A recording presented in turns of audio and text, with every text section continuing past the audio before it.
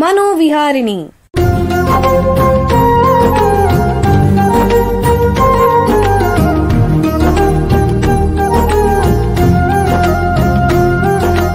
ಬೆಂಗಳೂರಿನ ನಿಮ್ಹಾನ್ಸ್ ವತಿಯಿಂದ ಮಾನಸಿಕ ಆರೋಗ್ಯ ಮತ್ತು ನರವಿಜ್ಞಾನ ಕುರಿತ ಪ್ರಾಯೋಜಿತ ಶಿಕ್ಷಣ ಮಾಲಿಕೆ. ಸಹಯೋಗ ಕರ್ನಾಟಕ ವಿಜ್ಞಾನ ಮತ್ತು ತಂತ್ರಜ್ಞಾನ ಅಕಾಡೆಮಿ, ವಿಜ್ಞಾನ ಮತ್ತು ತಂತ್ರಜ್ಞಾನ ಇಲಾಖೆ, ಕರ್ನಾಟಕ ಸರ್ಕಾರ. ಕೇಳಿ ಮಾನಸಿಕ ಆರೋಗ್ಯ ಮತ್ತು ನರವಿಜ್ಞಾನ ಕುರಿತ ಮಾಲಿಕೆ ಮನೋವಿಹಾರಿಣಿ. ನಮಸ್ಕಾರ ಶ್ರೋತೃಗಳೇ, ನಿಮಗೆಲ್ಲರಿಗೂ ಮನೋವಿಹಾರಿಣಿ ಶಿಕ್ಷಣ ಮಾಲಿಕೆ ಈ ಸಂಚಿಕೆಗೆ ಆತ್ಮೀಯ ಸ್ವಾಗತ. ಹಿಂದಿನ 3 ಸಂಚಿಕೆಗಳಿಂದ ಮಿದುಳುಗಾಯದ ಬಗ್ಗೆ ಚರ್ಚೆ ಮಾಡ್ತಾ ಇದ್ದೀವಿ. ಅದನ್ನೇ ಮುಂದುವರಿಸ್ತಾ ಮಿದುಳುಗಾಯದಿಂದ ರೋಗಿಯ ವಿವಿಧ ಮಾನಸಿಕ ಆಯಾಮಗಳ ಮೇಲಾಗುವಂತಹ ಪರಿಣಾಮ ಮತ್ತು ಮನಸ್ಸಿನ ಮರುತರಬೇತಿ ಅಂದ್ರೆ ರೀಟ್ರೈನಿಂಗ್ ಬಗ್ಗೆ ಇವತ್ತು ತಿಳ್ಕೊಳ್ಳೋಣ. ಮನುಷ್ಯನ ಮನಸ್ಸು ಅನ್ನೋದು ಜಗತ್ತಿನ ಅತ್ಯಂತ ಶಕ್ತಿಶಾಲಿ ಮತ್ತು ನಿಗೂಢ ಸೃಷ್ಟಿಗಳಲ್ಲೊಂದು. ಇದರ ಸಾಮರ್ಥ್ಯ ಅಪಾರ. ಅದು ನಮಗೆ ಯೋಚಿಸಕ್ಕೆ, ಕಲಿಯಕ್ಕೆ, ನೆನ್ಪಿಟ್ಕೊಳ್ಳಕ್ಕೆ, ಕಲ್ಪಿಸ್ಕೊಳ್ಳಕ್ಕೆ ಮತ್ತು ಹೊಸದನ್ನ ರಚನೆ ಮಾಡಕ್ಕೆ ಸಹಾಯ ಮಾಡುತ್ತೆ. ಇದರ ಮುಖ್ಯ ಭಾಗ ನೆನಪಿನ ಶಕ್ತಿ.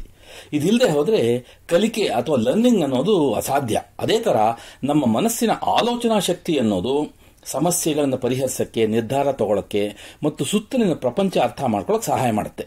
ಇವೆರಡು ದಿನನಿತ್ಯ ಜೀವನಕ್ಕೆ ಉಪಯುಕ್ತವಾದರೆ ನಮ್ಮ ಮನಸ್ಸಿನ ಕಲ್ಪನಾ ಶಕ್ತಿ ಅನ್ನೋದು ನಮ್ಮೆಲ್ಲ ಸೃಜನಶೀಲತೆ ಮತ್ತು ಆವಿಷ್ಕಾರದ ಮೂಲ. ನಮ್ಮ ಮನಸ್ಸು ವೈಜ್ಞಾನಿಕ ಸಾಮರ್ಥ್ಯ ಕೂಡ ಹೊಂದಿದೆ. ನಾವು ಔಷಧಿಗಳು, ಯಂತ್ರಗಳು ಮತ್ತು ತಂತ್ರಜ್ಞಾನನ ಇದರಿಂದಾನೇ ಅಭಿವೃದ್ಧಿಪಡಿಸಿದ್ದೀವಿ. ಅದೇ ರೀತಿ ಮನಸ್ಸು ಕಲಾತ್ಮಕ ಸಾಮರ್ಥ್ಯ ಕೂಡ ಹೊಂದಿದೆ. ಇದು ಸಂಗೀತ, ಚಿತ್ರಕಲೆ, ನೃತ್ಯ ಮತ್ತು ಕಾವ್ಯದ ಮೂಲಕ ಸೌಂದರ್ಯನ ಸೃಷ್ಟಿಸುತ್ತೆ. ಮನಸ್ಸಿನ ಎಲ್ಲ ಆಯಾಮಗಳನ್ನು ಒಟ್ಟಾರೆ ಪ್ರತಿನಿಧಿಸೋದು ನಮ್ಮ ಅರಿವು. ಮನಸ್ಸನ್ನೋದು ಸಾಫ್ಟ್ವೇರ್ ಆದರೆ ಅದಕ್ಕೆ ಆಧಾರವಾಗಿರೋ ಮೆದುಳು ಹಾರ್ಡ್ವೇರ್. ಮೆದುಳು ಚೆನ್ನಾಗಿದ್ದರೆ ಮನಸ್ಸು ಚೆನ್ನಾಗಿರುತ್ತೆ. ಮೆದುಳಿಗೆ ಅಸ್ವಸ್ಥತೆಯಾದರೆ ಅದರ ಪರಿಣಾಮ ಮನಸ್ಸಿನ ಮೇಲೆ ಆಗತ್ತೆ. ಮೆದುಳಿಗೆ ಗಾಯವಾದರೆ ನಮ್ಮ ಮನಸ್ಸಿನ ಮೇಲೆ ಯಾವ ಪರಿಣಾಮ ಆಗತ್ತೆ, ಅದನ್ನ ಸರಿಪಡಿಸಕ್ಕೆ ಸಾಧ್ಯವೇ, ಯಥಾಸ್ಥಿತಿಗೆ ಮತ್ತೆ ಬರೋ ಹಾಗೆ ಮನಸ್ಸಿನ ಮರುತರಬೇತಿ ಸಾಧ್ಯವೇ ಅನ್ನೋದ್ರ ಬಗ್ಗೆ ಇವತ್ತು ತಿಳ್ಕೊಳ್ಳೋಣ. ನರಮಂಡಲದ ಅಸ್ವಸ್ಥತೆಗಳಿಂದ ಆಗುವ ಮನಸ್ಸಿನ ಪರಿಣಾಮಗಳು ಮತ್ತು ಮನಸ್ಸಿನ ಮರುತರಬೇತಿ ಬಗ್ಗೆ ಸುಮಾರು 30 ವರ್ಷಗಳಿಂದ ವೈದ್ಯಕೀಯ ಸೇವೆ ಮತ್ತು ಸಂಶೋಧನೆ ಮಾಡ್ತಾ ಇರೋ ನಿಮ್ಹಾನ್ಸ್ನ ವೈದ್ಯಕೀಯ ಮನಃಶಾಸ್ತ್ರ ಅಂದ್ರೆ ಕ್ಲಿನಿಕಲ್ ಸೈಕಾಲಜಿ ವಿಭಾಗದಲ್ಲಿ ಪ್ರಾಧ್ಯಾಪಕರಾಗಿರೋ ಡಾಕ್ಟರ್ ಜೆ ಕೇಶವ ಕುಮಾರ್ ಅವರು ನಮ್ಮ ಜೊತೆಗಿದ್ದಾರೆ. ಅವ್ರನ್ನ ಸ್ವಾಗತಿಸೋಣ. ನಮಸ್ಕಾರ ಡಾಕ್ಟರ್ ಕೇಶವ್ ಅವರೇ. ನಮಸ್ಕಾರ. ನಿಮಗೆ ಈ ಕಾರ್ಯಕ್ರಮಕ್ಕೆ ಸ್ವಾಗತ. ಡಾಕ್ಟರ್ ಕೇಶವ್ ಅವರೇ, ನಿಮಗೆ ಮೊದಲನೇ ಪ್ರಶ್ನೆ ಏನು ಅಂತಂದ್ರೆ, ನಮಗೆ ಸೈಕಾಲಜಿ ಅಂದ್ರೆ ಮನಃಶಾಸ್ತ್ರದ ಬಗ್ಗೆ ಗೊತ್ತಿದೆ. ಈ ನ್ಯೂರೋ ಸೈಕಾಲಜಿ ಅಂತಂದ್ರೆ ಏನು, ದಯವಿಟ್ಟು ತಿಳಿಸಿ. ನ್ಯೂರೋ ಸೈಕಾಲಜಿಯ ಒಂದು ಸ್ಪೆಷಲೈಸ್ಡ್ ಏರಿಯಾ ಅಂತಾನೆ ಹೇಳ್ಬೋದು. ಇದು ಮೆದುಳು ಮತ್ತು ನರಮಂಡಲ ಹಾಗೂ ಅರಿವು ಮತ್ತು ನಡವಳಿಕೆ ಹಾಗೂ ಭಾವನೆಗಳ ಸಂಬಂಧವನ್ನು ಅಧ್ಯಯನ ಮಾಡುವ ಒಂದು ಸಬ್ಜೆಕ್ಟ್ ಆಗಿದೆ. ಇದು ನಾವು ಹೇಗೆ ಮಾಡ್ತೀವಿ ಅಂದ್ರೆ, ಮೆದುಳು ಏನ್ ಕೆಲಸ ಮಾಡುತ್ತೆ, ಅದು ಹೇಗೆ ಕೆಲಸ ಮಾಡುತ್ತೆ, ಅರಿವನ್ನು ಹೇಗೆ ಉತ್ಪಾದನೆ ಮಾಡುತ್ತೆ, ಅದು ಹೇಗೆ ಕಮ್ಯುನಿಕೇಟ್ ಮಾಡುತ್ತೆ ಒಂದು ಜಾಗದಿಂದ ಇನ್ನೊಂದು ಇದಕ್ಕೆ ಅಂತ ನಾವು ನ್ಯೂರೋ ಇಮೇಜಿಂಗ್ ಇಂದ ಹಾಗೂ ಪೇಷಂಟ್ ಗಳ ಮೆದುಳಿನ ಗಾಯದಿಂದ ತಿಳುವಳಿಕೆ ಪಡ್ಕೊಳ್ತೀವಿ. ಅಂದ್ರೆ ನೀವು ಅರಿವು ಅಂತಂದ್ರೆ ಕಾಗ್ನಿಷನ್ ಅಂತ ಹೇಳ್ತಾರಲ್ಲ, ಹಂಗಂದ್ರೆ ಏನು, ಸ್ವಲ್ಪ ಸರಳವಾಗಿ ಹೇಳಿ. ಅರಿವು ಅಂದರೆ ಚಿಂತನೆ, ಅನುಭವ, ನಮ್ಮ ಎಕ್ಸ್ಪೀರಿಯನ್ಸ್ ಮತ್ತು ಸೆನ್ಸ್ ಆರ್ಗನ್ಸ್ ಇಂದ ಹೇಗೆ, ಇಂದ್ರಿಯಗಳಿಂದ ಹೇಗೆ ನಾವು ಇನ್ಫಾರ್ಮೇಶನ್ ನ ಪ್ರಾಸೆಸ್ ಮಾಡ್ತೀವಿ, ಹೇಗೆ ನಾವು ತಿಳ್ಕೊಳ್ತೀವಿ, ಜ್ಞಾನ ಬೆಳೆಸ್ಕೊಳ್ತೀವಿ ಅನ್ನೋದು ಅರಿವು. ಅದು ಉದಾಹರಣೆಗೆ ಅರಿವು ಅಂದ್ರೆ ಚಿಂತನೆ, ಸ್ಮರಣೆ, ಗಮನ ಶಕ್ತಿ ಮತ್ತೆ ಪ್ರಾಬ್ಲಮ್ ಸಾಲ್ವಿಂಗ್, ಸಮಸ್ಯೆಯ ಪರಿಹಾರ ಮಾಡೋದು, ಡಿಸಿಷನ್ ಮೇಕಿಂಗ್ ಅಂದ್ರೆ ನಿರ್ಧಾರ ತಗೊಳ್ಳುವ ಕೌಶಲ್ಯಗಳು ಅರಿವು ಅಂತ ಹೇಳ್ತೀವಿ. ನಿಮ್ಮ ಪ್ರಕಾರ ಈ ಅರಿವು ಅನ್ನೋದು ನಮ್ಮ ಜೀವನದಲ್ಲಿ ಯಾಕೆ ಬಹಳ ಮುಖ್ಯ ಆಗುತ್ತೆ? ಇವಾಗ ನೋಡಿ, ಮನುಷ್ಯನಾದ್ಮೇಲೆ ಅರಿವಿಲ್ಲದೆ ಏನ್ ಮಾಡಕ್ಕೂ ಆಗಲ್ಲ. ಈಗ ಒಂದು ದಿನನಿತ್ಯ ನಮಗೆ ಸಾವಿರಾರು ಸಮಸ್ಯೆಗಳು ಬರ್ತದೆ. ಒಂದು ಸಣ್ಣ ಉದಾಹರಣೆ ಕೊಡ್ತೀನಿ ನಿಮ್ಗೆ. ಈಗ ನಾವು ಒಬ್ಬ ವ್ಯಕ್ತಿ ಒಂದು ಮೋಟರ್ ಸೈಕಲ್ ಹೊರಗಡೆ ತರ್ತಾನೆ ಕೆಲಸಕ್ಕೆ ಹೋಗಕ್ಕೆ, ಮಳೆ ಬರುತ್ತೆ. ಈಗ ಆ ವ್ಯಕ್ತಿ ಯೋಚನೆ ಮಾಡ್ತಾನೆ, ಇವಾಗ ನಾನು ರೈನ್ ಕೋಟ್ ಹಾಕೊಂಡು ಮೋಟರ್ ಸೈಕಲ್ ತಗೊಂಡು ಹೋಗ್ಲಾ ಅಥವಾ ಆಟೋ ಅಲ್ಲಿ ಹೋಗ್ಲಾ, ಮೆಟ್ರೋ ಹೋಗ್ಲಾ, ಟ್ಯಾಕ್ಸಿಯಲ್ಲಿ ಹೋಗ್ಲಾ ಅಂತ ಒಂದು ಸಮಸ್ಯೆ ಬಂದ್ರೆ, ದೊಡ್ಡ ದೊಡ್ಡ ಸಮಸ್ಯೆಗಳು, ಈಗ ನಾನು ಫಾರಿನ್ಗೆ ಹೋಗ್ಬೇಕು, ಒಂದು ಡಿಗ್ರಿ ಪದವಿ ಪಡ್ಕೋಬೇಕು ಅಥವಾ ಒಂದು ಮದುವೆ ಮಾಡಬೇಕು, ಇದಕ್ಕೆಲ್ಲ ನಮ್ಮ ಅರಿವಿನ ಕೌಶಲ್ಯತೆ ಬೇಕು. ಅಂದ್ರೆ ನೀವು ಯೋಚನೆ ಮಾಡಕ್ಕೆ, ನೀವು ಯಾವ್ದಾದ್ರು ವಿಷಯದ ಬಗ್ಗೆ ನಿರ್ಧಾರ ತಗೊಳ್ಳೋದಕ್ಕೆ, ಒಟ್ಟಲ್ಲಿ ಮನಸ್ಸಿನ ಎಲ್ಲ ಶಕ್ತಿನೂ ಒಂದೇ ಕಡೆ ಕೇಂದ್ರೀಕರಿಸುವಂತ ನೀವು ಅರಿವು ಅಂತ ಹೇಳ್ತಾ ಅರಿವು ಅಂತ. ಈ ಅರಿವು ಮೆದುಳಿನ ನಾನಾ ತರ ಭಾಗಗಳು, ಮೆದುಳಿನ ನರಮಂಡಲದ ಜಾಲ ಅಂತಾನೆ ಹೇಳ್ಬೋದು, ನೆಟ್ವರ್ಕ್. ಆ ನೆಟ್ವರ್ಕ್ ಪ್ರತಿಯೊಂದು ಭಾಗವು ಒಂದಕ್ಕೊಂದು ಕೂಡಿಕೊಂಡು ಅದು ಕೆಲಸ ಮಾಡ್ತದೆ. ಸರ್, ಈಗ ಮೆದುಳುಗಾಯ ಅನ್ನೋದು ರೋಗಿಯ ಅರಿವಿನ ಮೇಲೆ ಹೇಗೆ ಪರಿಣಾಮ ಬೀರುತ್ತೆ, ದಯವಿಟ್ಟು ತಿಳಿಸಿ. ಈಗ ಮೆದುಳು ಗಾಯ ಆದಾಗ ಅರಿವಿನ ಕೊರತೆಗಳು ಕಾಣಿಸ್ಕೊಳ್ಳುತ್ತೆ. ಎಲ್ಲಾ ತರ ರೋಗದಲ್ಲೂ, ಮೆದುಳಿನ ರೋಗದಲ್ಲೂ ಕಾಣಿಸ್ಕೊಳ್ಳುತ್ತೆ. ಇವಾಗ ಡಿಮೆನ್ಷಿಯಾ ಆಗಿರ್ಬೋದು, ಸ್ಟ್ರೋಕ್ ಆಗಿರ್ಬೋದು, ಹೆಡ್ ಇಂಜರಿ ಆಗಿರ್ಬೋದು. ಬಟ್ ಈ ಹೆಡ್ ಇಂಜರಿಯಲ್ಲಿ ಏನಾಗುತ್ತೆ ಅಂದ್ರೆ ಅವ್ರಿಗೆ ಎಕ್ಸಿಕ್ಯೂಟಿವ್ ಫಂಕ್ಷನಿಂಗ್ ಅಂತ ಒಂದು ಪ್ರೈಮರಿ ಪ್ರಾಬ್ಲಮ್ ಬರುತ್ತೆ. ಅಂದ್ರೆ ಇದು ಕಾರ್ಯನಿರ್ವಹಣೆ ಮಾಡುವಂತ ಕ್ರಿಯೆ. ಸೊ ಅದರಲ್ಲಿ ಆರ್ಗನೈಸಿಂಗು, ಸಮಸ್ಯೆ ಪರಿಹಾರ ಮಾಡೋದು, ಚಿಂತನೆ, ಆಲೋಚನೆ ಅಂತ ಅದರಲ್ಲಿ ತೊಂದರೆಗಳು ಕಾಣಿಸ್ಕೊಳ್ಳುತ್ತೆ. ಅದಲ್ಲದೆ 2 ತರ ನೆನಪಿನ ತೊಂದರೆಗಳು ಕಾಣಿಸ್ಕೊಳ್ಳುತ್ತೆ ಹೆಡ್ ಇಂಜುರಿ ಆದ್ಮೇಲೆ. ಒಂದು ರೆಟ್ರೋಗ್ರೇಡ್ ಅಮ್ನಿಸಿಯಾ ಅಂತೀವಿ, ಹಿಂದಿಂದೆಲ್ಲ ಮರ್ತೋಗ್ತಾರೆ. ಕೆಲವೊಮ್ಮೆ ವರ್ಷಾನ್ಗಟ್ಲೆ ಹಿಂದೆ ಆಗಿರೋದು, ನಾನು ಯಾವಾಗ ಮದುವೆ ಆದೆ, ನನಗೆ ಎಷ್ಟು ಜನ ಮಕ್ಕಳು, ನಾನು ಎಷ್ಟು ಡಿಗ್ರಿ ಮಾಡಿದ್ದೀನಿ, ಅದೆಲ್ಲ ಮರ್ತೋಗ್ತಾರೆ. ನಾವು ಆತರ ಪೇಷಂಟ್ಸ್ ನೋಡ್ತೀವಿ. ಇನ್ನೊಂದು ಸಮಸ್ಯೆ ಮೆಮರಿ ಪ್ರಾಬ್ಲಮ್ ಅಂದ್ರೆ ಆಂಟಿರೋಗ್ರೇಡ್ ಅಮ್ನೇಸಿಯಾ. ಅದು ಈಗ ಕಲ್ತಿರೋದು ಈಗಲೇ ಮರ್ತೋಗ್ತಾರೆ, ಒಂದು 5 ನಿಮಿಷ ಆದ್ಮೇಲೆ ಮರ್ತೋಗ್ಬಿಡ್ತಾರೆ. ಇವಾಗ ಓದಿರೋದು ಆಗ್ಲಿ ಅಥವಾ ಯಾರೋ ಏನೋ ಹೇಳಿರೋದಾಗ್ಲಿ ಇಮಿಡಿಯೇಟ್ ಆಗಿ ಮರ್ತೋಗ್ತಾರೆ. ಸೊ ನಮಗೆ ಈ ಆಂಟಿರೋಗ್ರೇಡ್ ಅಮ್ನೇಸಿಯಾ ಬಹಳ ಮುಖ್ಯ. ಬಿಕಾಸ್ ಅದೇ ಅವರನ್ನ ಮತ್ತೆ ಕೆಲಸಕ್ಕೆ ಪುನರ್ರಚನೆಯಾಗಿ ಮತ್ತೆ ಹೋಗ್ಬೇಕಾದ್ರೆ ಇದನ್ನ ಇಂಪ್ರೂವ್ ಮಾಡ್ಬೇಕು ನಾವು. ರೆಟ್ರೋಗ್ರೇಡ್ ಅಮ್ನೇಸಿಯಾ ಅದೇ ಟೈಮ್ ಬಂದಾಗ ಶ್ರಿಂಕ್ ಆಗ್ತಾ ಇರುತ್ತೆ. ಅಂದ್ರೆ 2 ವರ್ಷ ಇರೋ ಲಾಸ್ ಆಫ್ ಮೆಮರಿ ಅದು 3 ತಿಂಗಳಾಗಿ ಅದು ಇನ್ನೂ ಕಡಿಮೆ ಆಗ್ಬೋದು. ಬಟ್ ಈ ಆಂಟಿರೋಗ್ರೇಡ್ ಅಮ್ನೇಸಿಯಾನೇ ಬಹಳ ಮುಖ್ಯವಾದ ಇದು. ಅದಲ್ಲದೆ ಅವರಿಗೆ ಭಾವನೆಗಳ ತೊಂದರೆಗಳನ್ನು ಕಾಣಿಸ್ಕೊಳ್ಳುತ್ತೆ. ಇದನ್ನ ನಾವು ಪರ್ಸನಾಲಿಟಿ ಚೇಂಜ್ ಅಂತೀವಿ. ಹೆಡ್ ಇಂಜರಿ ಆದ್ಮೇಲೆ ಹೆಚ್ಚಾಗಿ ಸಿಟ್ಟು ಮಾಡ್ಕೊಳ್ಳೋದು, ದುಃಖ ಆಗೋದು, ಖಿನ್ನತೆ, ಆತಂಕ ಆಗೋದು, ಇಂಥ ಭಾವನೆಗಳಲ್ಲೂ ವ್ಯತ್ಯಾಸ ಕಾಣಿಸ್ಕೊಳ್ಳುತ್ತೆ ಹೆಡ್ ಇಂಜರಿ ಆದ್ಮೇಲೆ. ಬಹಳ ಉಪಯುಕ್ತ ಮಾಹಿತಿ ಇದು. ಈಗ ಒಂದು ಸಣ್ಣ ವಿರಾಮ ತಗೊಳ್ಳೋಣ. ನಂತರ ಮೆದುಳುಗಾಯಕ್ಕೂ ಮತ್ತು ಈ ಅರಿವು ಅಥವಾ ಕಾಗ್ನಿಷನ್ಗೂ ಏನು ಸಂಬಂಧ ಅನ್ನೋದ್ರ ಬಗ್ಗೆ ಹೆಚ್ಚಿನ ಚರ್ಚೆ ಮಾಡೋಣ. ಬೆಂಗಳೂರಿನ ನಿಮ್ಹಾನ್ಸ್ ಮಾನಸಿಕ ಆರೋಗ್ಯ ಮತ್ತು ನರವಿಜ್ಞಾನ ಕ್ಷೇತ್ರದಲ್ಲಿ ಹೆಸರುವಾಸಿ. ಶ್ರೇಷ್ಠ ಗುಣಮಟ್ಟದ ಔಷಧೋಪಚಾರ, ಸಂಶೋಧನೆ ಮತ್ತು ತರಬೇತಿ ಇವೇ ನಿಮ್ಹಾನ್ಸ್ನ ಪ್ರಮುಖ ಧ್ಯೇಯಗಳು. ದೇಶದ ವಿವಿಧ ಭಾಗಗಳಿಂದ ಬರುವ ಲಕ್ಷಾಂತರ ಜನರಿಗೆ ಚಿಕಿತ್ಸೆ ನೀಡುವ ನಿಮ್ಹಾನ್ಸ್ಗೆ ರಾಷ್ಟ್ರೀಯ ಪ್ರಾಮುಖ್ಯತಾ ಸಂಸ್ಥೆ ಎಂಬ ಗೌರವ.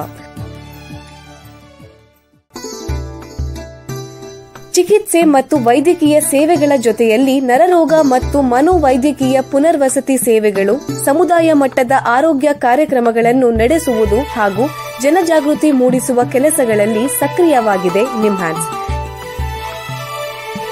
ಈ ನಿಟ್ಟಿನಲ್ಲಿ ಆಕಾಶವಾಣಿಯ ಶ್ರೋತೃಗಳಿಗೆ ನರಮಂಡಲ ಮತ್ತು ಮಾನಸಿಕ ಆರೋಗ್ಯದ ಬಗ್ಗೆ ಉಪಯುಕ್ತ ಮಾಹಿತಿ ನೀಡುವುದೇ ಕರ್ನಾಟಕ ವಿಜ್ಞಾನ ಮತ್ತು ತಂತ್ರಜ್ಞಾನ ಅಕಾಡೆಮಿಯ ಸಹಯೋಗದೊಂದಿಗೆ ಮೂಡಿಬರುತ್ತಿರುವ ಈ ಮನೋವಿಹಾರಿಣಿ ಶಿಕ್ಷಣ ಮಾಲಿಕೆಯ ಮೂಲ ಉದ್ದೇಶ.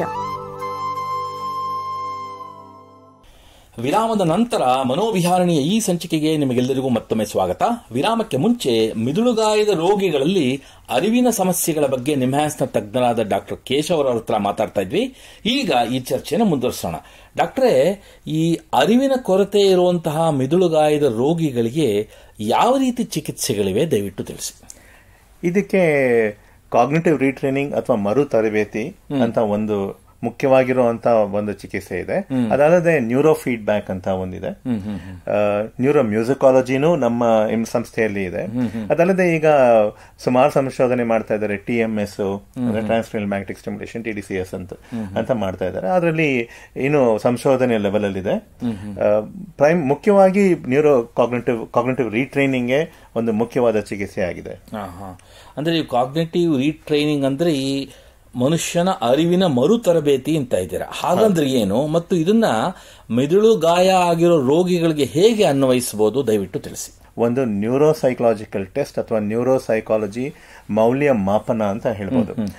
ಅದು ಏನಂದ್ರೆ ಮೆದುಳಿನ ಕಾರ್ಯನಿರ್ವಹಣೆಯನ್ನು ಅಳೆಯುವ ಒಂದು ಪರೀಕ್ಷೆ. ಸೊ ಈ ಟೆಸ್ಟಿನ ಮೂಲಕ ನಾವು ಯಾವ ತೊಂದರೆ ಇದೆ ಅಂತ ಫಸ್ಟ್ ತಿಳ್ಕೋಬೇಕು. ತಿಳ್ಕೊಂಡು ಎಷ್ಟು ಮಟ್ಟಿಗೆ ತೊಂದರೆ ಇದೆ ಅಂತ ತಿಳ್ಕೋಬೇಕು. ಇದನ್ನ ತಿಳ್ಕೊಂಡು ಯಾವ ಭಾಗ ಮೆದುಳಿನಲ್ಲಿ ಗಾಯ ಆಗಿರಬಹುದು ಅಂತಾನು ಊಹೆ ಮಾಡಬಹುದು. ಸೊ ಅದು ಊಹೆ ಮಾಡಿ ಆ ಕೊರತೆಗಳ ಏರಿಯಾಲ್ಲೇ ತರಬೇತಿ ನಾವು ಡೆವಲಪ್ ಮಾಡ್ತೀವಿ, ಚಟುವಟಿಕೆಗಳು ಮಾಡಿ ಅದನ್ನ ಎಲ್ಲಾ ಪೇಷಂಟ್ಗೂ ಕೊಡ್ತೀವಿ. ಈ ಹೆಡ್ ಇಂಜುರಿ ಆದಾಗ ಇವಾಗ ಮೈಲ್ಡ್ ಹೆಡ್ ಇಂಜುರಿಗೆ ಸ್ವಲ್ಪ ಕಡಿಮೆ ಇರುತ್ತೆ ಅರಿವಿನ ಕೊರತೆ, ಹಾಗಿರಲ್ಲ. ಮೈಲ್ಡ್, ಮಾಡರೇಟ್, ಸಿವಿಯರ್ ಎಲ್ರಿಗೂ ಎಲ್ಲಾ ತರ ಕೊರತೆನೂ ಇರ್ಬೋದು. ಈಗ ಮೈಲ್ಡ್ ಹೆಡ್ ಇಂಜುರಿಗೂ ತೀವ್ರವಾದ ಅರಿವಿನ ಕೊರತೆಗಳು ಇರ್ಬೋದು. ಸೊ ಇದಕ್ಕೆ ನಾವು ಆ ವಿಧಾನವಾದ ಕೊರತೆಗೆ ನಾವು ಚಟುವಟಿಕೆಗಳು ಮಾಡಿ ಅದನ್ನ ದಿನನಿತ್ಯ ಕೊಡ್ತೀವಿ. ಎವ್ರಿ ಡೇ 1.25 ಗಂಟೆ ಬೇರೆ ಬೇರೆ ಆಕ್ಟಿವಿಟೀಸ್ ಕೊಡ್ತೀವಿ. ಸೊ ಇದು ಕೊಟ್ಟಾಗ ಈ ಅರಿವಿನ ಕೊರತೆಯನ್ನು ಸುಧಾರಿಸ್ಕೋಬಹುದು, ಅವರಿಗೆ ಆ ಸಾಮರ್ಥ್ಯನೂ ಬರುತ್ತೆ. ಅದಲ್ಲದೆ ಮೆದುಳಿನ ನರಮಂಡಲದಲ್ಲಿ ಪುನರಚನೆ ಆಗೋ ಸಂಭವನೂ ಇರುತ್ತೆ. ಸೊ ನ್ಯೂರೋಪ್ಲಾಸ್ಟಿಸಿಟಿ ಅಂತೀವಿ ನಾವು ಇದನ್ನ.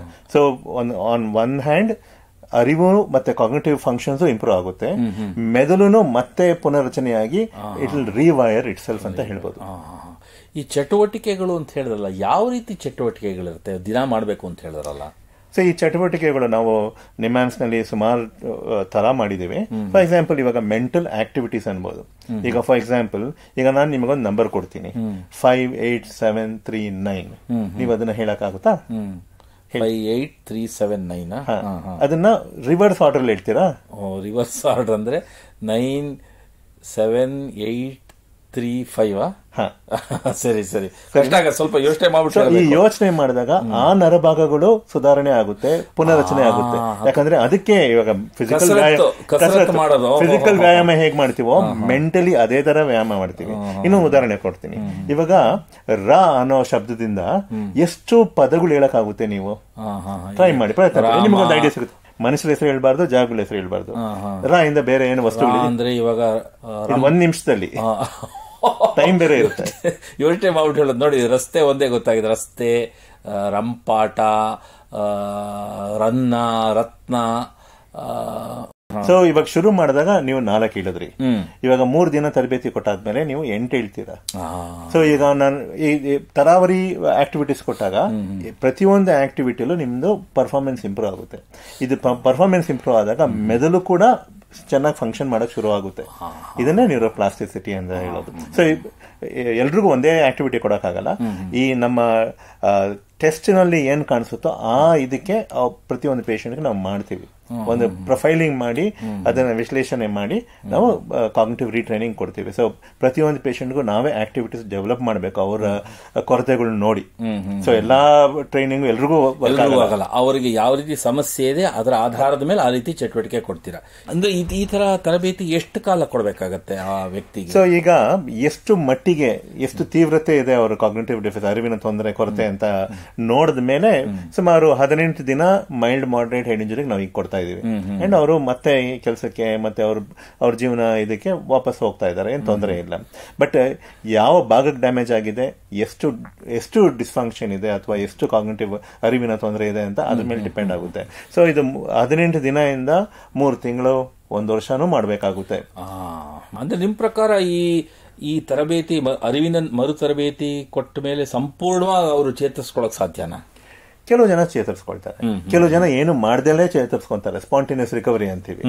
ಕೆಲವು ಜನಕ್ಕೆ ಈ ತೊಂದರೆಗಳು ಉಳ್ಕೊಳ್ಳುತ್ತೆ, ತಿಂಗಳಾನ್ಗಟ್ಲೆ ವರ್ಷಾನ್ಗಟ್ಲೆ 10 ವರ್ಷ 12 ವರ್ಷ ಅಂತವ್ರಿಗೆಲ್ಲ ನಾವು ಮಾಡಲೇಬೇಕು. ಅವರು ಸುಮಾರು ನಾವು ನಮ್ಮ ಸಂಸ್ಥೆಯಲ್ಲಿ ಹೆಡ್ ಇಂಜರಿ ಪೇಷಂಟ್ ಸುಮಾರು ಜನ ಕೆಲಸಕ್ಕೆ ವಾಪಸ್ ಹೋಗ್ತಾರೆ. ಬಹಳ ಉಪಯುಕ್ತ ಮಾಹಿತಿ ನೀಡಿದಿರಾ. ನೋಡಿ, ನಿಮ್ ಜೊತೆ ಮಾತಾಡ್ತಾ ಕಾಲ ಕಳೆದಿದ್ದೇ ಗೊತ್ತಾಗ್ಲಿಲ್ಲ. ಇಲ್ಲಿಗೆ ಈ ಸಂಚಿಕೆ ಮುಗಿಸುವಂತ ಸಮಯ ಆಗ್ತಾ ಇದೆ. ಡಾಕ್ಟರ್ ಕೇಶವ್ ಅವರೇ, ಎಲ್ಲ ಕೇಳುಗರಿಗೆ ಮಿದುಳುಗಾಯದ ರೋಗಿಗಳಲ್ಲಿ ಅರಿವಿನ ಮರು ತರಬೇತಿ ಬಗ್ಗೆ ಉಪಯುಕ್ತ ಮಾಹಿತಿ ನೀಡಿದಿರಾ. ನಿಮಗೆ ಎಲ್ಲರ ಪರವಾಗಿ ಧನ್ಯವಾದಗಳು. ಶ್ರೋತೃಗಳೇ, ಮಾನಸಿಕ ಆರೋಗ್ಯ ಮತ್ತು ನರವಿಜ್ಞಾನದ ಬಗ್ಗೆ, ಅದರಲ್ಲೂ ಮಿದುಳಿನ ಗಾಯದ ಬಗ್ಗೆ ಇನ್ನೂ ಹೆಚ್ಚಿನ ಮಾಹಿತಿಯೊಂದಿಗೆ ಮನೋವಿಹಾರಣೆಯ ಮುಂದಿನ ಸಂಚಿಕೆಯಲ್ಲಿ ಭೇಟಿಯಾಗೋಣ. ನಮಸ್ಕಾರ. ಇಲ್ಲಿಯವರೆಗೆ ಬೆಂಗಳೂರಿನ ನಿಮ್ಹಾನ್ಸ್ ವತಿಯಿಂದ ಮಾನಸಿಕ ಆರೋಗ್ಯ ಮತ್ತು ನರವಿಜ್ಞಾನ ಕುರಿತ ಪ್ರಾಯೋಜಿತ ಶಿಕ್ಷಣ ಮಾಲಿಕೆ ಮನೋವಿಹಾರಿಣಿ ಕೇಳಿದಿರಿ. ಸಹಯೋಗ ಕರ್ನಾಟಕ ವಿಜ್ಞಾನ ಮತ್ತು ತಂತ್ರಜ್ಞಾನ ಅಕಾಡೆಮಿ, ವಿಜ್ಞಾನ ಮತ್ತು ತಂತ್ರಜ್ಞಾನ ಇಲಾಖೆ, ಕರ್ನಾಟಕ ಸರ್ಕಾರ. ನೆರವು ಮಾನಸಿಕ ಆರೋಗ್ಯ ಶಿಕ್ಷಣ ವಿಭಾಗ, ನಿಮ್ಹಾನ್ಸ್ ಹಾಗೂ ನಿವೇದಿತಾ ಬಿಎಸ್, ನಿಮ್ಹಾನ್ಸ್. ಸಂಗೀತ ಸಂಯೋಜನೆ ಕೆ ಕಲ್ಯಾಣ್. ಪರಿಕಲ್ಪನೆ, ನಿರೂಪಣೆ ಮತ್ತು ನಿರ್ಮಾಣ ಡಾಕ್ಟರ್ ಎಂಎಂ ಶ್ರೀನಿವಾಸ್ ಭರತ್, ನಿಮ್ಹಾನ್ಸ್. ನಿಮ್ಮ ಸಂದೇಶಗಳನ್ನು ಕಳಿಸಬೇಕಾದ ದೂರವಾಣಿ ಸಂಖ್ಯೆ 7891105524 7899105524. ವಾಟ್ಸ್ಆಪ್ ಸಂದೇಶಗಳು ಮಾತ್ರ. ಈ ಕಾರ್ಯಕ್ರಮದ ಮುಂದಿನ ಸಂಚಿಕೆ ಮುಂದಿನ ವಾರ ಇದೇ ಸಮಯಕ್ಕೆ ಮನೋವಿಹಾರಿಣಿ ಮಾಲಿಕೆಯಲ್ಲಿ.